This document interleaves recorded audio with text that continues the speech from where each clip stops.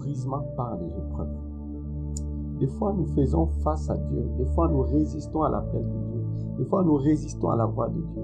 Le Seigneur te dit, fais ceci. Le Seigneur t'instruit de faire ceci, de ne pas suivre ces chemins, de suivre ces chemins.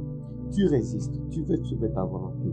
Des fois, nous sommes même par notre propre orgueil, par nos désirs, nous nous conduisons en dehors de la volonté de Dieu.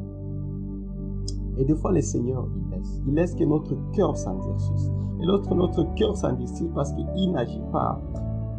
Notre cœur devient orgueilleux et nous perdons l'estime de Dieu. Nous perdons la considération de Dieu.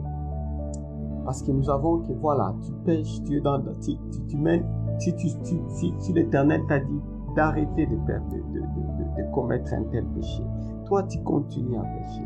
Si l'Éternel te dit d'obéir à sa face, s'il a un appel sur ta vie, il te dit suis l'appel qu'il t'a donné, suis la ligne qu'il t'a donnée, suis la ligne des instructions qu'il t'a donnée pour que tu grandisses spirituellement, pour que tu évolues dans la mission, pour que tu accomplisses l'œuvre auquel il t'a appelé. Mais des fois, nous cherchons à nous échapper. Nous cherchons toujours des échappatoires. À cause d'un événement, à cause d'une circonstance, nous cherchons toujours comment nous échapper. Et là, par rapport à l'enseignement de Jonas, j'ai appris une chose.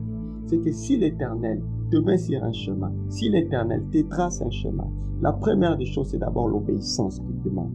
Il demande que nous puissions obéir aux instructions, aux directives qu'il nous a données, pour éviter que nous pour faire éclater sa gloire. Et lorsque nous n'obéissons pas, le Seigneur nous lâche d'abord. Il nous lâche pour que nous puissions connaître que c'est lui le Dieu. Il nous met subir, il peut nous laisser traverser des épreuves. Il peut nous laisser suivre, traverser une situation de désert pour que nous puissions nous retourner à lui. Pour que nous puissions reconnaître que c'est lui notre pourvoyeur. Peut-être Dieu t'a élevé, peut-être Dieu t'a donné un poste, peut-être Dieu t'a béni dans tes finances, il t'a béni dans ce que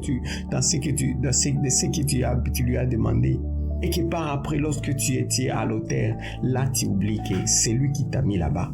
Tu oublies que c'est lui qui t'a donné ce que tu as. Tu oublies que c'est lui qui t'a donné les moyens que tu as. Et tu commences à agir contrairement à sa parole. Tu commences à être méfiant, à prier, tu commences à être méfiant à sa parole. Tu ne lis même plus la Bible. Tu n'as même plus le temps de prier.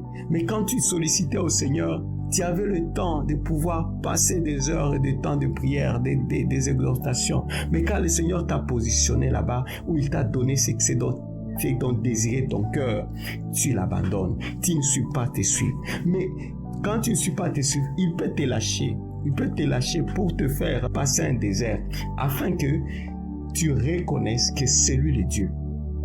Il peut te passer plusieurs sortes de déserts. Il peut te passer un désert de brisement, où il te brise, il brise même ce que tu t'as donné.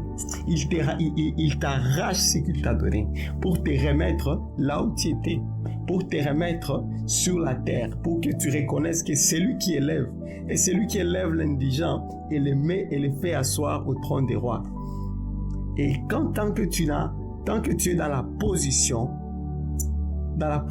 où il te parle, où il t'interpelle, où tu reçois des messages, où tu reçois des exhortations de sa face. Bien-aimé, ne fais pas le cœur dur. Ne fais pas le cœur dur. Humilie-toi. Remets-toi à Dieu. Remets-toi. Réconcilie-toi à lui. Et rentre dans le chemin qu'il t'a tracé. Même si c'est un chemin qui est dur, même si c'est un chemin que tu sais que au-delà, par tes moyens actuels, tu ne peux pas. Tu peux être en train de travailler, tu peux être en train de faire des activités. Et tu te dis, Seigneur t'appelle pour une mission. Dieu t'appelle pour un ministère.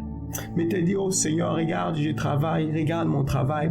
Mon travail ne me permet pas de trouver le temps pour te servir. Ne me permet pas de trouver le temps pour exhorter les autres. Ne me permet pas de trouver le temps pour prier. C'est Dieu qui t'a positionné, c'est là. Là-bas, il va te briser, il va t'arracher ce travail-là. Si c'est lui qui t'a appelé à une mission, il va t'arracher pour que tu puisses obéir à sa parole. Parce qu'il est dit que Dieu veille sur sa parole dans Jérémie. Dieu veille sur sa parole pour l'exécuter. Il ne recule pas. Donc, s'il t'a donné une mission, bien-aimé, le plus sage, c'est de te réconcilier trop tôt. Réconcilie-toi trop tôt et rentre dans le chemin qu'il t'a tracé. Parce que c'est le chemin du bonheur, c'est le chemin des grâces. Et si tu n'es pas dans ces chemins-là, c'est-à-dire tu es exposé à toi-même, sa sécurité n'est pas garantie, sa grâce n'est pas garantie, sa bonté ne sera pas garantie tant que tu n'es pas sur le chemin qu'il a tracé. Mais tant que tu marches dans l'obéissance à sa parole, dans l'obéissance à ses instructions, c'est là que la provision divine arrive. C'est là que sa grâce arrive. C'est là que sa protection arrive. La protection sur tes biens arrive. La protection sur ta maison arrive. Ta grandeur sera sur toi. Bien-aimé, prends le temps de pouvoir réconcilier toi à Dieu. L'histoire de Jonas nous enseigne aussi combien Jonas, il avait peur de l'adversité. Il craignait d'aller à Ninive parce qu'il a entendu. Mais quand il craignait, il a dit chercher à s'échapper, à échapper à la volonté de Dieu. Lui, son cœur l'a dit que si tu vas là-bas, tu vas mourir. Mais il n'a pas obéi à la parole de Dieu. Et c'est pourquoi il a cherché à pouvoir s'évader. Et combien de fois nous cherchons à nous évader de la face de Dieu? Combien de fois nous cherchons à nous évader des instructions que le Seigneur nous a données et chercher à suivre nos propres pas, chercher à suivre de notre voie? Et lorsque nous sommes évadés comme ça, Dieu regarde et dit, je veille sur ma parole pour l'exécuter. Jonas, je t'ai demandé d'aller à Ninive. Toi, tu vas à Tarsis. Tu vas voir combien ma gloire. Parce que Dieu cherche toujours comment éclater ta gloire. Et lorsqu'il a mis son onction sur toi, bien-aimé, lorsque Dieu a mis quelque chose, il a déposé quelque chose sur toi, un ministère, un don, il a déposé en toi, oh bien-aimé, sache que ce n'est plus toi qui vis, mais c'est Christ qui vit en toi. Et quand tu reconnais que Christ vit en toi, quand tu reconnais que tu ne t'appartiens plus, mais tu appartiens à ce que Dieu dit, tu es un instrument que Dieu veut utiliser, tu es un instrument de l'Éternel, c'est là que tu te rends compte que tu n'es plus toi. Ce n'est plus tes sentiments qui doivent conduire tes voies. Les choix ne sont pas conduits par toi-même. Les choix ne doivent plus être conduits par ce que toi tu prétends. Mais les choix doivent être conduits selon la grâce, selon la volonté de Dieu. Et même quand Jésus nous a enseigné, quand il a prié, il a dit, d'abord vous commencez que notre Père qui est aux cieux, que ta volonté soit faite. Que ton règne vienne, que ta volonté soit faite. Parce qu'il sait que lorsque nous sommes dans la volonté de Dieu, nous sommes sécurisés. Nous ne nous appartenons plus. Nous sommes des instruments de Dieu. Alors l'histoire de Jonas nous enseigne aussi que Dieu lui a montré que c'est moi le Dieu, c'est moi le Créateur. Donc, tu n'as pas à craindre l'adversité, tu n'as pas à craindre ce que disent les gens. Si c'est moi qui t'envoie, donc c'est moi qui pourvois, c'est moi qui donne la provision et donne l'assurance. Allez-y, même quand il t'envoie dans le loup, dans les adversités, là où tu sais que ici les autres ne réussissent pas. Ici, on dit que les autres ne s'en sortent pas. Moi aussi, dès que tu mets à l'idée que moi aussi je serai comme les autres, donc tu ne te qualifies pas comme enfant de Dieu, tu ne te qualifies pas par rapport à la parole de Dieu, mais tu te qualifies par rapport à ce que tu écoutes des gens. Donc tu te qualifies et la parole de Dieu dit que nous sommes esclaves à qui nous obéissons. Et lorsque tu obéis à ce que les autres disent, tu obéis aux paroles des autres, c'est-à-dire que tu deviens esclave de ces paroles-là, mais tu n'es pas soumis à la parole de Dieu. Et Dieu, s'il veut te montrer sa gloire, s'il veut te manifester ta gloire, il va te châtier sérieusement. Et n'attendez pas que le châtiment divin de Dieu vienne. Réconciliez-vous à Dieu. Jonas, quand il a monté dans la barque pour aller à Tarsis, Dieu a permis à ce que le vent s'élève, à ce que la vague remonte, à ce que